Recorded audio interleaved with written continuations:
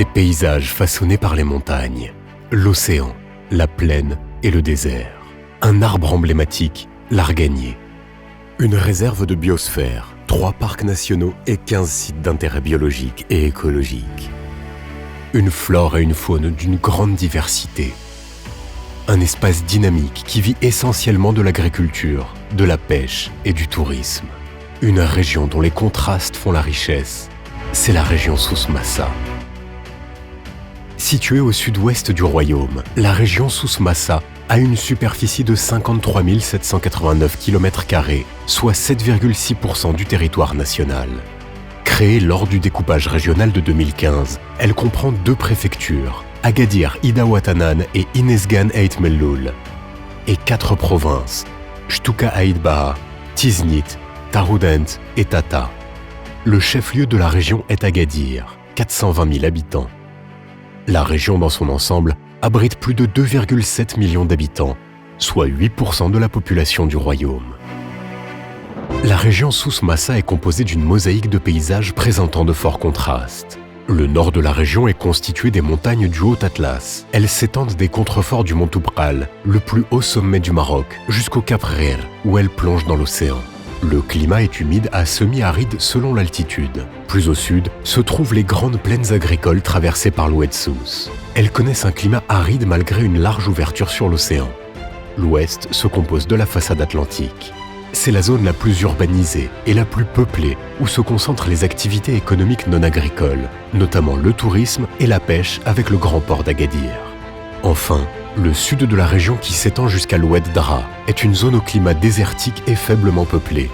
Traversée par les reliefs de l'Anti-Atlas, elle marque le début du désert du Sahara. Grâce à la diversité de ses unités topographiques, la région Souss-Massa abrite des habitats naturels et riche en espèces de faune et de flore remarquables.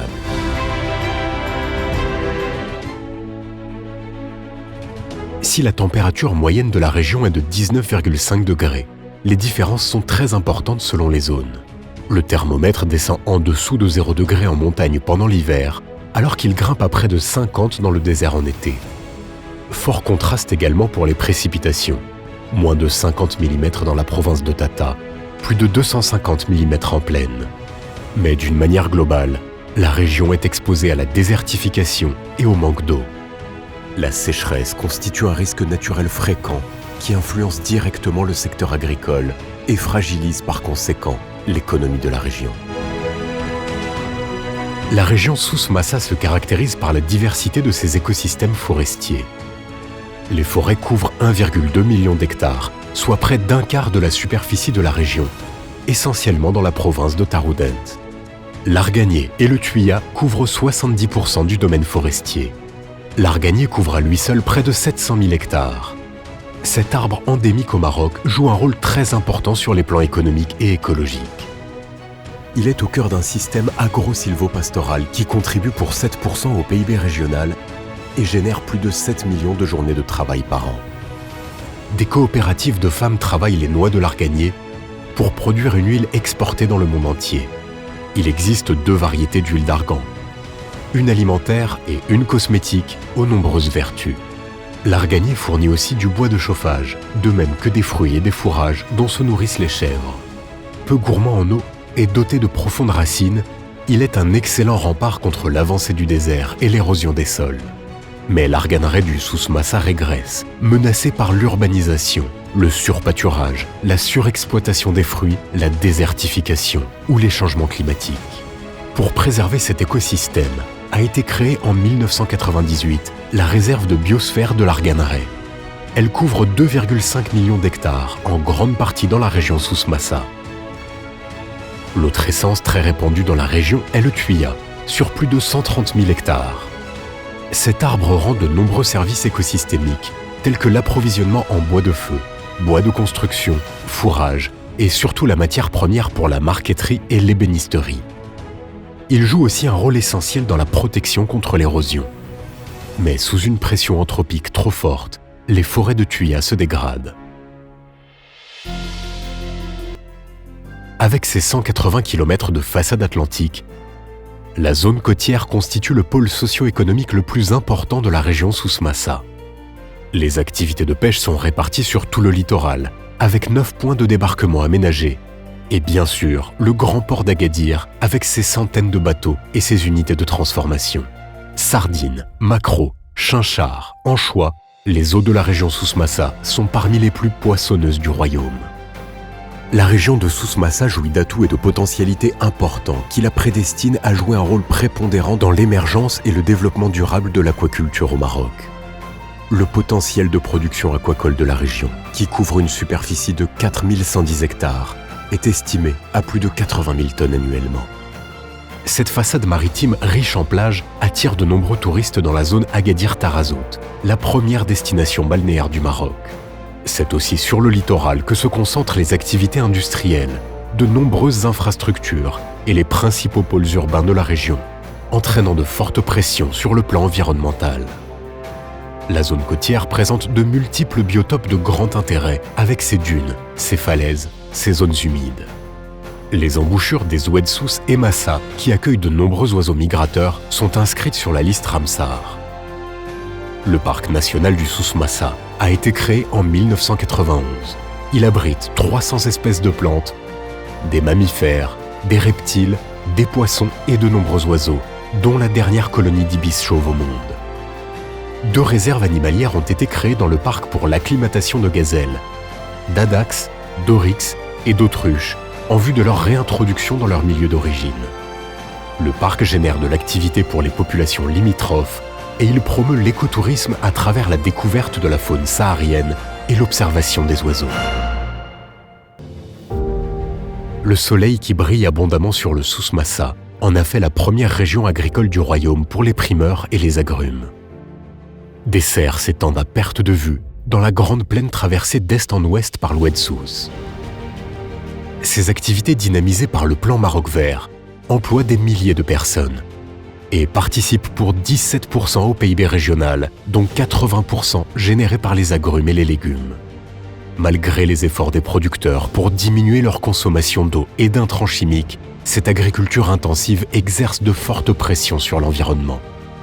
On compte plus de 21 000 puits dans la plaine. Ces pressions risquent encore de s'accentuer avec le réchauffement climatique. Ces phénomènes affecteront aussi l'élevage bovin, qui est pratiqué de manière intensive dans la plaine du Souss.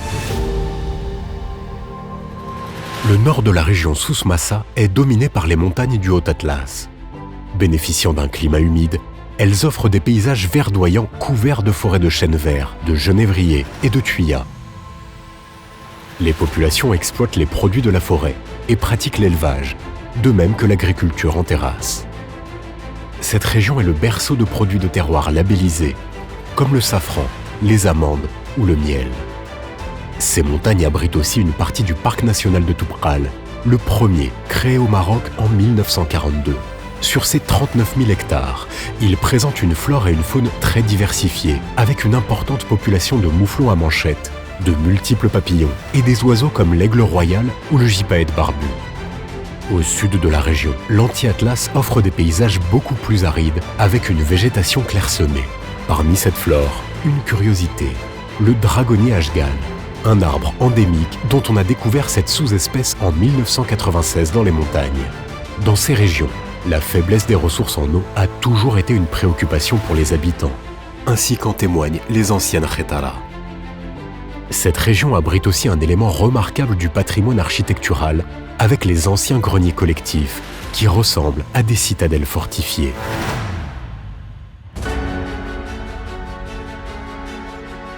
Le dernier grand ensemble écosystémique de la région Souss-Massa se situe au sud dans la province de Tata. Cette zone pré-saharienne joue un rôle écologique de premier plan contre l'avancée du désert. Et malgré l'aridité du climat, elle constitue un refuge inespéré de la biodiversité. La province de Tata compte 280 oasis.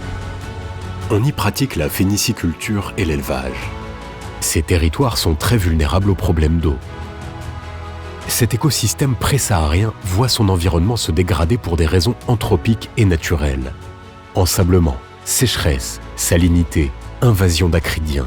Le changement climatique risque d'aggraver encore la situation dans les prochaines années. C'est pour protéger la biodiversité qu'a été créé le parc national d'Iriki, 123 000 hectares, dont la moitié dans la région Souss-Massa.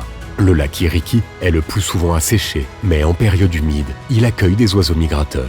Des gazelles, des outardes et de nombreux reptiles constituent la faune principale, alors que la flore se compose essentiellement d'acacias et de tamaris. La beauté des paysages en fait un espace privilégié pour le développement de l'écotourisme.